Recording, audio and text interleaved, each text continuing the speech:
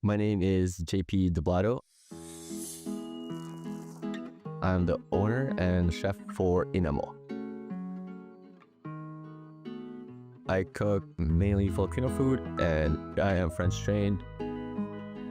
What I love about food and why I chose it to be my career is I just like cooking, being in the weeds, being so busy, and at the end of the day I like the satisfaction seeing the guests enjoying what I created on their plates. Food for me, it was just something that you come home to. It's very comforting. It was really subsistence mainly, but once in a while it's gonna be something special every time. Being from Quezon, definitely you'd see the divide between the Filipino cuisines. My dad would like to introduce what's nice or what's the finer things in life, because in the Philippines there's social classes, big massive divide. When he would cook, me and my siblings would say, oh, this is what the rich people would eat on a daily basis. Distinct memory is my dad loves to cook lamb chops. So he'd cook lamb chops, some mint jus, and like rosemary and some rice. For me, for us siblings, it was like, wow, this is what the rich people would eat. That was kind of what stuck in my head. I went to a prestigious school in the Philippines and I did have very rich classmates. And I remember going at my classmate's house, they had rice and he had like 6 maids cooking for us. And this fried rice was crab fat and calamansi. I know it sounds very basic, but the thought behind it, it was like, wow, this is like the higher echelon of Filipino food that I'm having right now. To me, that was fancy. Like a pig intestine was super fancy to me growing up. Having being exposed to those kind of restaurants and just the service and how they presented it, yeah, it's definitely a divide. Yeah, I approach food, I think, differently because in the Philippines, it's the cocinero's job. I just like to eat. I didn't even think of making it as a career. Cooking school from the area that I lived in, it's not cheap. It's very expensive and only rich people can afford to go to cooking school. My other friends, my neighbors, they want to pursue culinary and cooking careers, which is not your typical Filipino way of pursuing a career. You normally would pursue, become a doctor, a lawyer, an architect. It was just the prestige of being a chef that I really wanted at first, not knowing what goes on behind it. And in the real world, when I moved to Canada, I was a little older already. I was 18 and being a knucklehead, didn't go to school, dropped out of high school, so I started working at restaurants. I like the hustle, I like the grind. That changes my perspective about cooking. Cooking's not just being a cocinero. You can show your art, your passion towards cooking as well. And I thought, hey, I could maybe make a career out of it, and I think I'm pretty good at it. So that's how it started.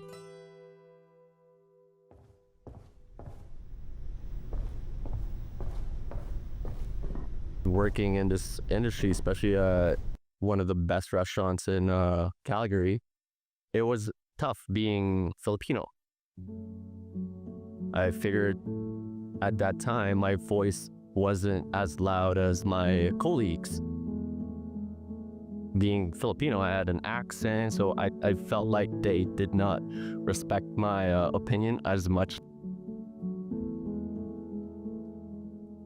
It was a big adversity from the beginning already.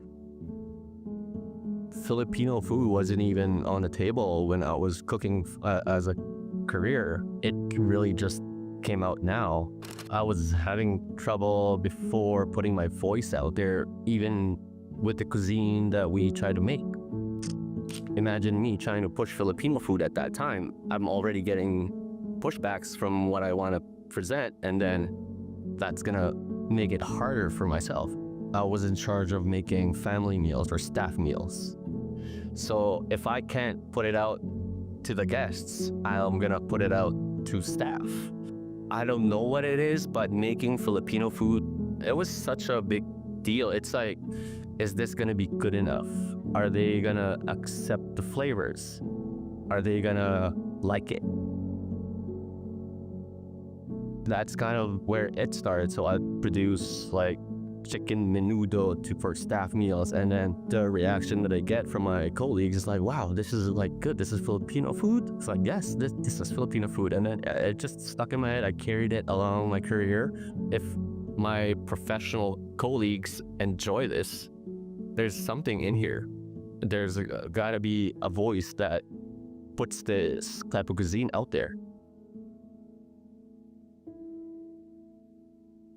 When I went to cooking school, my instructor said, you're not gonna know how good you are until other people tell you.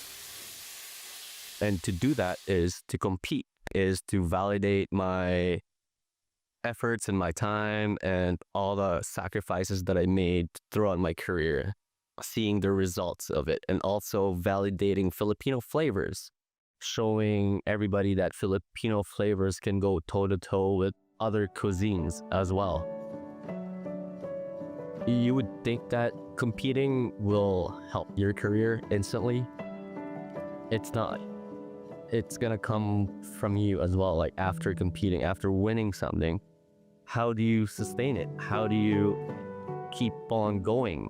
It's not about the prestige or anything at the end of the day. Yes, it's a competition, you want to win, but at the end of the day, we are chefs. We want to just serve people. We just want to make them all happy.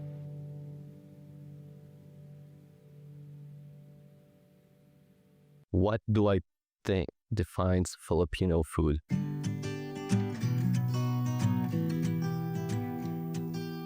Filipino food really is, it's broad. Philippines is an archipelago, 7,000 plus islands. So to you, there's something authentic. To me, that might not be super authentic. Authenticity comes from really within you. What you remember growing up as a child, that's authentic to you. And as you grow older, you start to learn with other regions, other flavors of the Philippines that are authentic to them.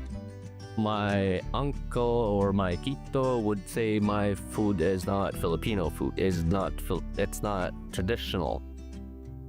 But what is traditional really?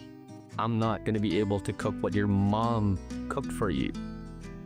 I'm not gonna be able to cook what flavors of adobo you think it's gonna be authentic, because all of us have different thoughts of what authentic Filipino food is. Even in Quezon City, even my neighbor would probably cook a different type of adobo.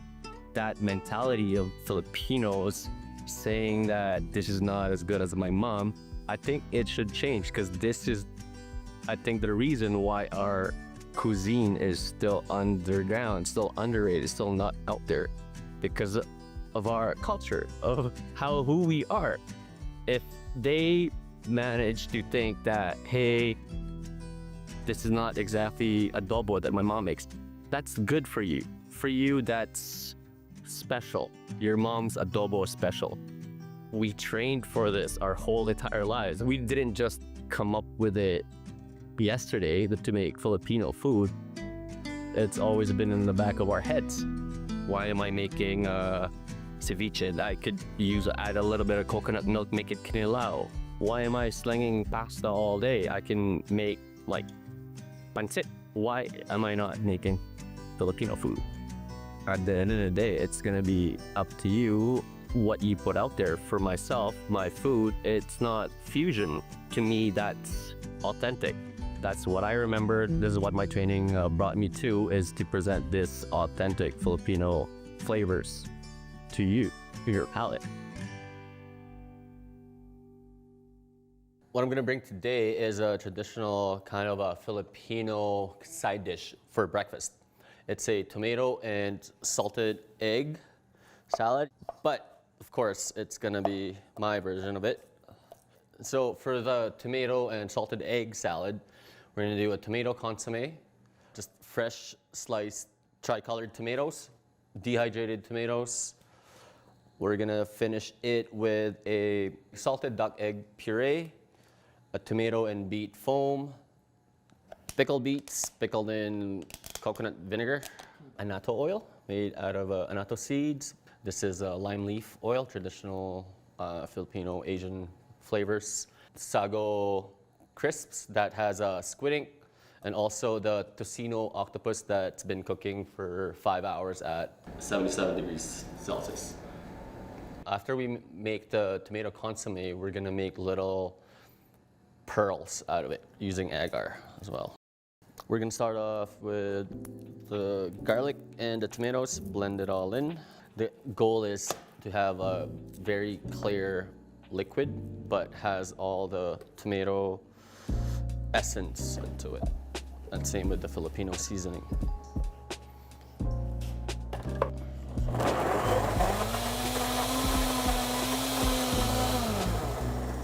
That's good. I chose to do this dish because I remember growing up in the Philippines, when you wake up, there's always breakfast ready already, and it is just the flavors of it takes me back to like memories of childhood. It's just comforting for myself.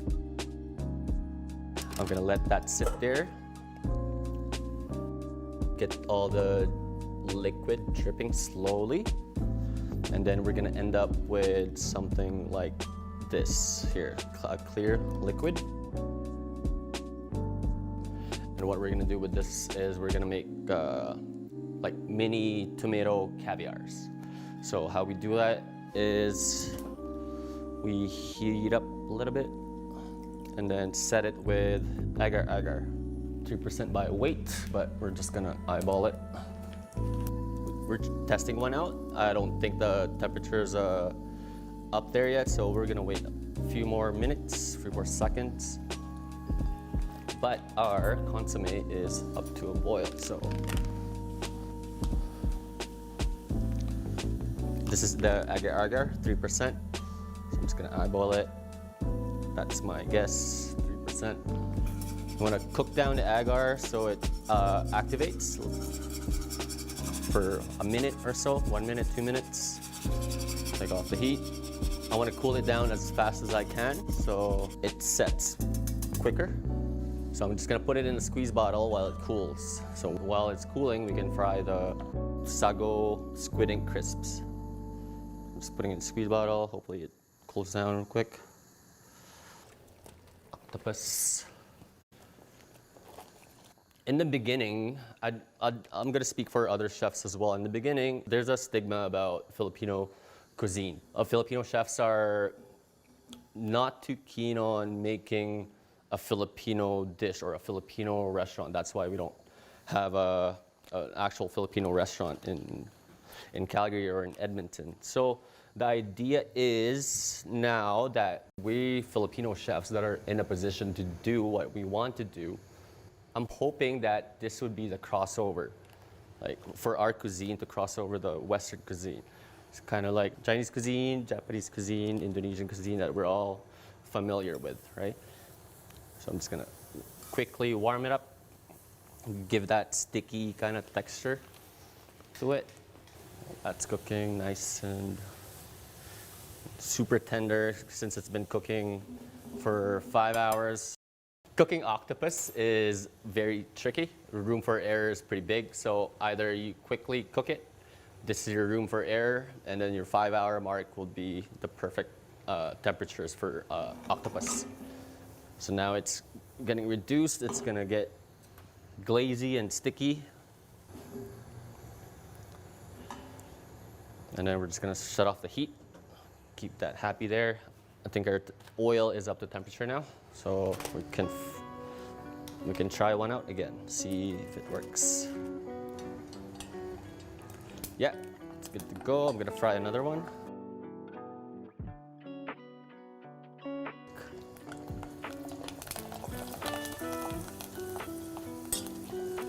Doesn't take long, a few seconds. I don't have to season it because it's already packed with seasoning. and flavors. We're gonna make the pearlies now. So cold oil, the consomme with the agar-agar mixture that we did today. Gonna make little pearls out of it. So if you can see.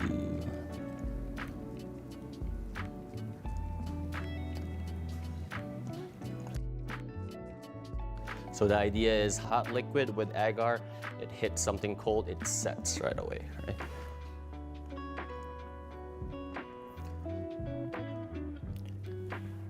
So yeah, I want to show that Filipino cuisine, Filipino food is not just, you know, your hotel pans of food and plastic forks and plastic knives.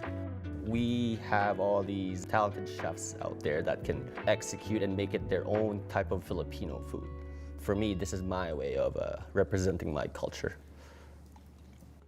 It's very, very important to represent your own culture. It's something to be really proud of.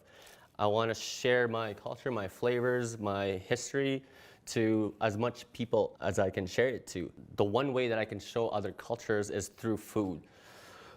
So through food, you show your flavors, and through flavors, there's history and there's stories behind it, and like just memories that resonate. And not only that, you're introducing new flavors to the Western culture. So now that it's set and cooled down, we're just gonna strain it and save the oil for later use.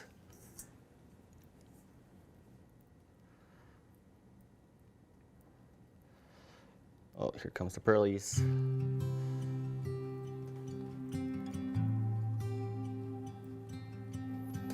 There you go. And now we're just gonna put it back on our container. So this is pretty much the same liquid that we just strained there, the tomato consomme. I just added a little bit of beet for some color and soy lecithin. So now I'm just incorporating air into it. And then soy lecithin does is it helps hold the foam, so for a nicer presentation and mouthfeel. Okay, we're gonna lay down the tomatoes. Tomatoes first, the different textures of it. So fresh tomatoes, just they're baby ones, different colors. Let's add some of the dehydrated tomatoes. So dehydrating it gives it a different texture. It also kind of concentrates the flavor. So different colors of that. And then we're gonna go add our salted duck egg. So just kind of a round plate, a few dots here and there. Tapiocas. So I'll just put one here.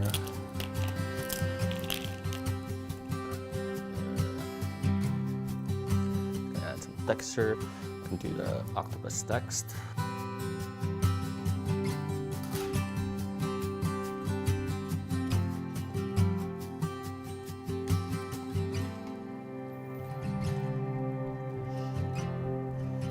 Pickles, just for fun.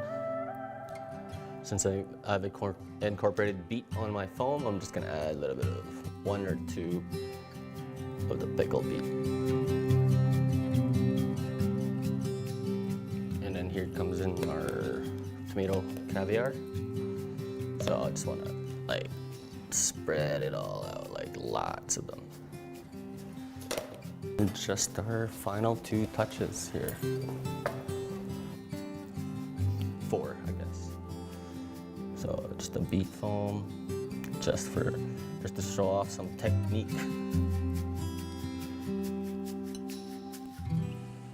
Our annatto oil.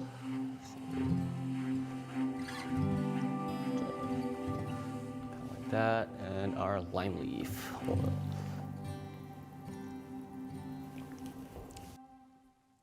Just for some nice color.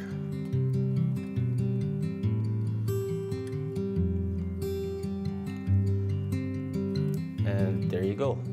Tocino baby squid and tomato and salted egg salad. What's next for me, I'm hoping that my brand would be known as your Filipino cuisine. Either it'll be of my caterings, my pop-ups, my lunches. Maybe when this episode airs, I'll have a full-on Inamo staff working with me doing pop-ups, or maybe I'll find an investor doing full-on Filipino food. I reached a point in my career that I don't really have to prove what I am capable of. Now that I'm at this point, I can basically do whatever I want. I want to believe in the Filipino cuisine. Filipinos believe in Filipino cuisine. I think Canadians want to believe in Filipino cuisine as well.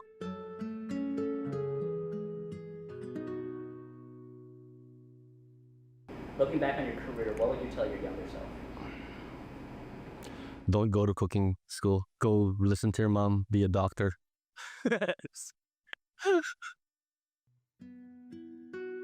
What I would say to my younger self is keep doing what you're doing. You're gonna face so much adversities out there being Filipino, being a person of color, but if you just stick with your gut, don't let anybody put you down, good things will happen.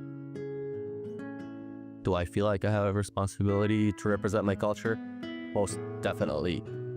I believe that once you're given the tools and the canvas to put your culture out there as much as you can, I think you definitely should.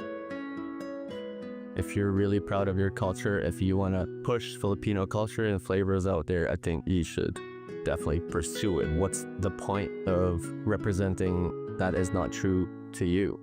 You have to represent what is true inside of you and your memories and your flavors.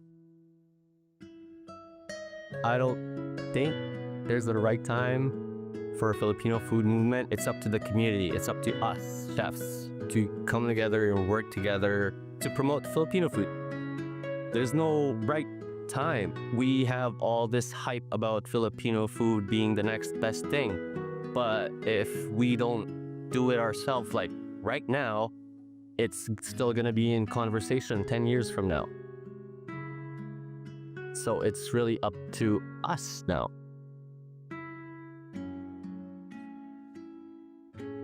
Right now is the right time.